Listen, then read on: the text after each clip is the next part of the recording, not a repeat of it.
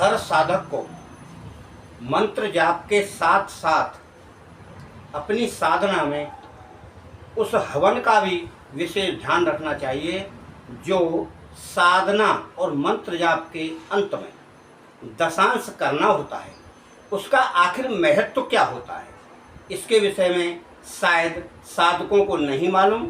अधिकांश साधक कुछ तो बिना गुरु के ही करते हैं, कुछ अगर गुरु मंत्र ले भी लेते हैं तो वह उस मंत्र सिद्धि के बाद यानी 11 माला, 21 माला, 31 माला जो भी बताया जाए उसके बाद हवन करते ही नहीं हैं।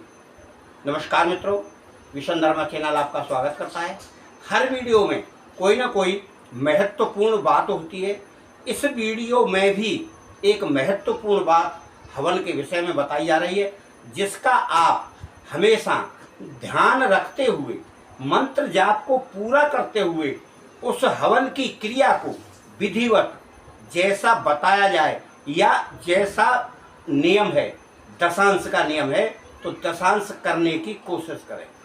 अगर कोई साधक दशांश हवन नहीं कर सकता है तो वह उसके बदले में दशांश मंत्र का जाप कर सकता है, और अगर इतना भी नहीं कर सके तो वह व्यक्ति एक माला यानी 108 बार हवन अवश्य करे, तब उस मंत्र की सिद्धि प्राप्त होती है और फिर वह मंत्र किया जाता है।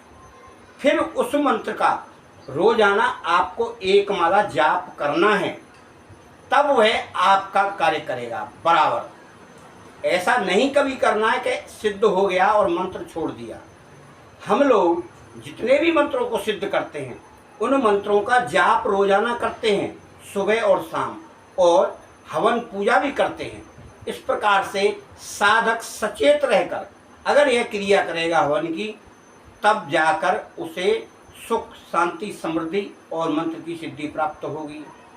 अब आप देखिए, धन वृद्धि और आयु वृद्धि के लिए शहद, शक्कर, दही हवन सामग्री में मिलाकर हवन किया जाना चाहिए, जिससे उस व्यक्ति को जो साधक है या साधना करता है सुख, शांति, समृद्धि, धन, वैभव सब प्राप्त होगा।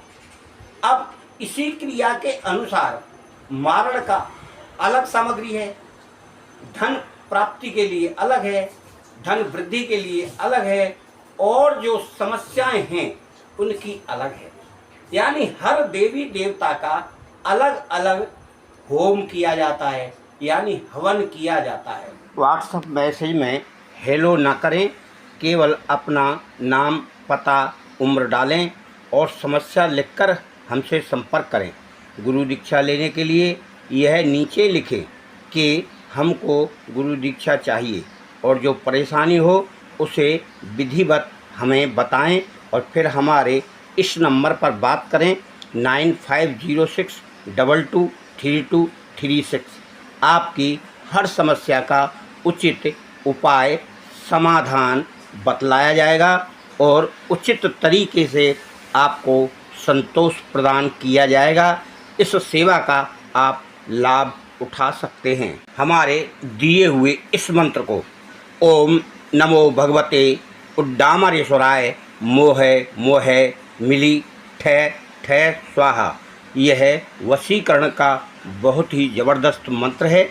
इसे आप 27 तारीख को सिद्ध कर सकते हैं, जिस दिन पुष्य नक्षत्र है, और इसका प्रभाव आपको उस समय देखने को मिलेगा जब आप वशीकरण गोली का पाउडर मंगा लें, या तो गोलियां बना लें या पाउडर को भी सरसों के दाने के बराबर इस्तेमाल करके अपने प्रेमी प्रेम का, पति पत्नी को सम्मोहित वशीकरण करने का प्रयोग सिद्ध कर सकते हैं। केवल एक माला सिद्ध करना है और उस पुष्य नक्षत्र में वह सिद्ध होकर कार्य करेगा। बहुत ही चमत्कारी प्रभाव है।